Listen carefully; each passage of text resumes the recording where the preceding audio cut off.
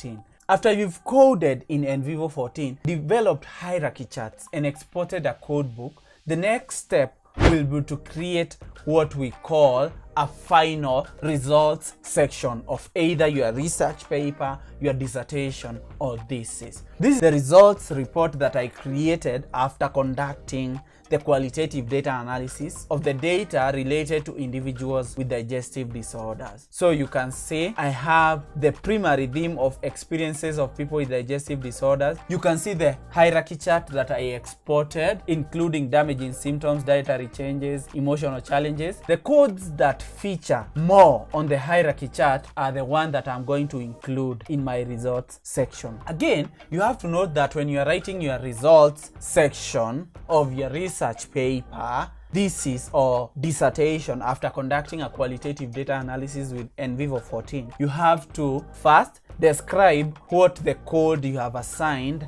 means. For example, in damaging symptoms, I've described damaging symptoms was a prevalent theme among the interviewed individuals with digestive disorders. The damaging symptoms among individuals with digestive disorders will include chronic fatigue. And then we have the raw data here. We have this section or this excerpt from a statement that Sam said. Sam was one of the interviewees. We have another here, which is from the interview transcript with Sam. And we have another here, which is from the interview transcript with Brenda. It's important to include the raw data from the interview transcripts in the results section of your research paper, master's thesis, or dissertation when conducting qualitative analysis, because such data is used to support the codes that you assign to specific issues. The results section will have the excerpts that you get from the interview transcripts. The only section that does not have the excerpts from the raw data is the discussion section. So you can see from my results section here, I also have dietary challenges as a